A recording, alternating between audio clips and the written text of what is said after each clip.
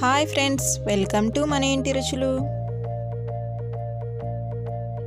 నేను మీకు ఈరోజు పెసరవడియాలు చూపిస్తున్నాను. పెసరవడియాలతో కర్రీ చేసుకుంటే చాలా రుచిగా ఉంటుంది.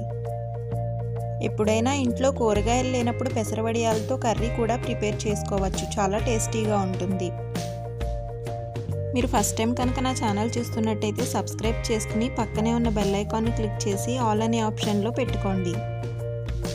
పెసరవడియాలు తయారు చేసుకోవడానికి ఒక గ్లాస్ పెసరపప్పును తీసుకుని 2-3 సార్లు శుభ్రంగా కడుక్కొని 4 గంటల సేపు నానబెట్టుకోవాలి.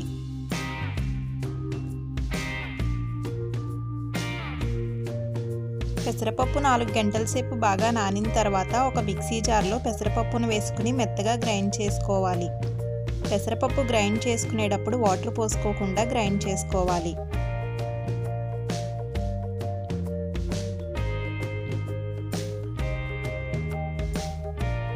పెసరపప్పు అంతా ఇలా మెత్తగా గ్రైండ్ చేసుకున్న తర్వాత కొద్దిగా సాల్ట్ వేసుకుని బాగా కలుపుకోవాలి.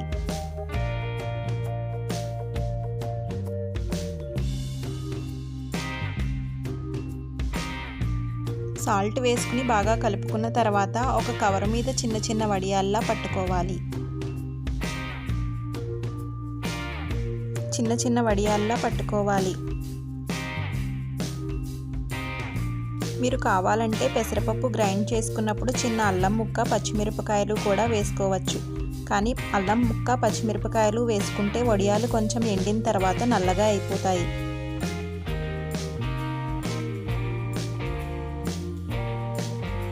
పెసర వడియాలతో కర్రీ చాలా టేస్టీగా ఉంటుంది. ఒకసారి మీరు కూడా తప్పకుండా ట్రై చేయండి. మొత్తం పెసరపిండితో వడియాలు పట్టుకున్న తర్వాత బాగా ఎండ తగిలి చోట కవర్ పెట్టుకోవాలి.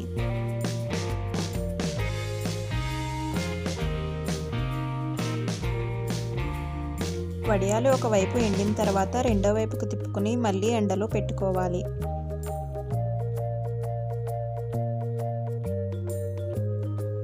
వడియాలు 2 రోజుల పాటు బాగా ఎండిన తర్వాత ఒక ఎయిర్ టైట్ కంటైనర్లో స్టోర్ చేసుకుంటే ఎక్కువ రోజులు నిల్వ ఉంటాయి. మీరు కూడా తప్పకుండా ఒకసారి పెసరవడియాలను ట్రై చేయండి. ఎండ ఎక్కువగా ఉంటే ఒక రోజులోనే వడియాలు ఎండిపోతాయి.